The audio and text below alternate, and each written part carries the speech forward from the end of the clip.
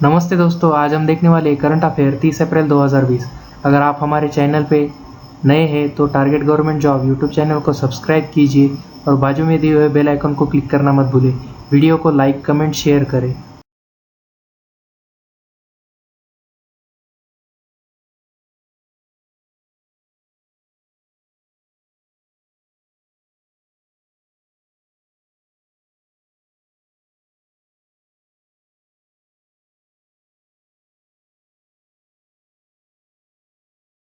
बॉलीवुड अभिनेता इरफान खान का हाल ही में निधन हो गया है। वह किस बीमारी से पीड़ित थे? इसका सही उत्तर है न्यूरो एंड्रोक्राइन ट्यूमर। इससे पीड़ित इरफान खान की इस खबर के बाद पूरे बॉलीवुड में शोक की लहर दौड़ गई है। साल 2018 में इरफान खान को पता चला था कि वह न्यूरोएंड्रोक्राइन ट्यूमर से पीड़ित है। इस बीमारी का इलाज करने के लिए इरफान खान लंदन भी गए थे। करीब साल भर इलाज करने के बाद वह वापस भारत लौटे थे। अभिनेता इरफान खान अपने इलाज के कारण काफ़ी दिनों तक बॉलीवुड से भी दूर रहे थे। हालांकि लंदन से स्वस्थ होकर लौटने के बाद भी उन्होंने बॉलीवुड में वापसी की और अंग्रेजी मीडियम की शूटिंग भी की थी। हाल ही में किस देश ने पुरुषों के विश्व मुक्केबाजी चैंपियन 2021 की मेजबानी गंवा दी है? इसका सही उत्तर है भारत। भारत ने पुरुषों की विश्व मुक्केबाजी चैंपियनशिप 2021 की मेजबानी गंवा दी है। भारतीय मुक्केबाजी महासंघ मेजबानी फीस नहीं भर सका था, लिहाजा अब वो इस प्रतियोगिता का आयोजन नहीं कर पाएगा।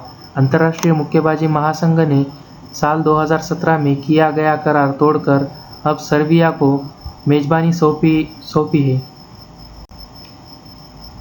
केंद्रीय स्वास्थ्य मंत्री डॉक्टर हर्षवर्धन ने हाल ही में कहा है कि कोरोना वायरस संक्रमण की जांच के लिए त्वरित परीक्षण किट का भारत में नहीं है। किस महीने के अंत तक निर्माण शुरू हो जाएगा?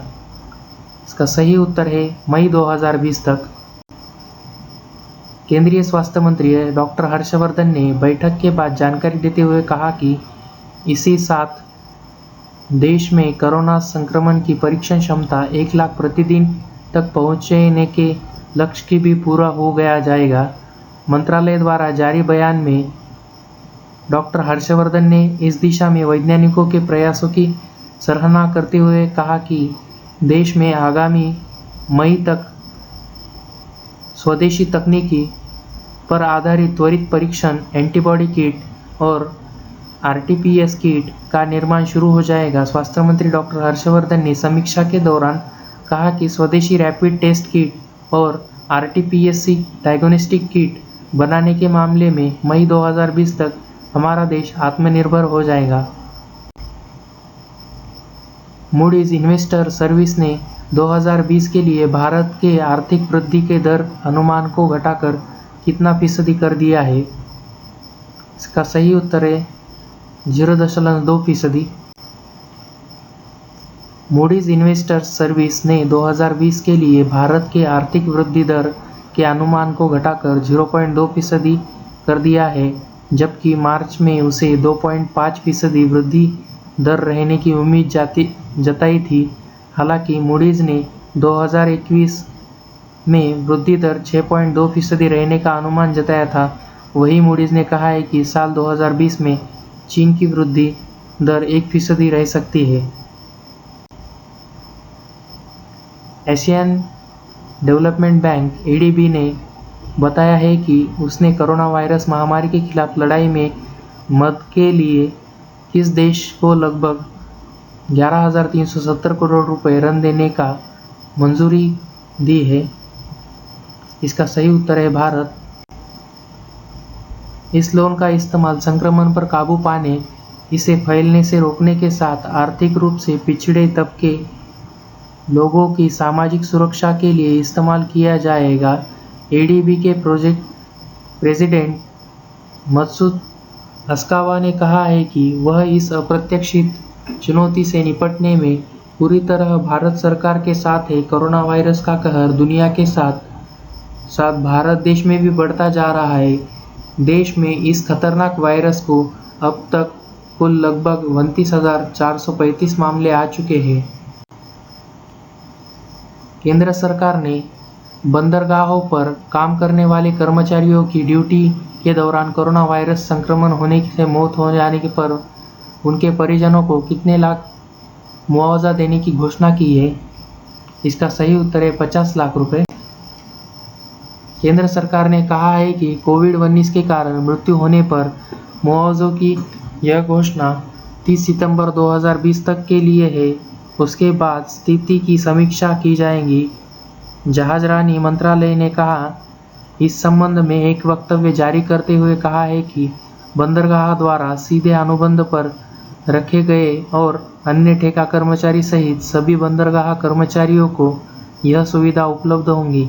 मंत्रालय के वक्तव्य में कहा गया कि सभी प्रमुख बंदरगाह कोरोना वायरस संक्रमण से किसी कर्मचारी की मौत होने की स्थिति में उनके कानूनी वारिस को मुआवजा अथवा अनुग्रह राशि उपलब्ध कराएंगे। हाल ही में किस देश ने southern transition council means southern transitional council अलगवादाही समूह ने घोषणा की है कि वह अपने नियंत्रण वाले क्षेत्रों में स्वशासन स्थापित करेगा? इसका सही उत्तर है यमन।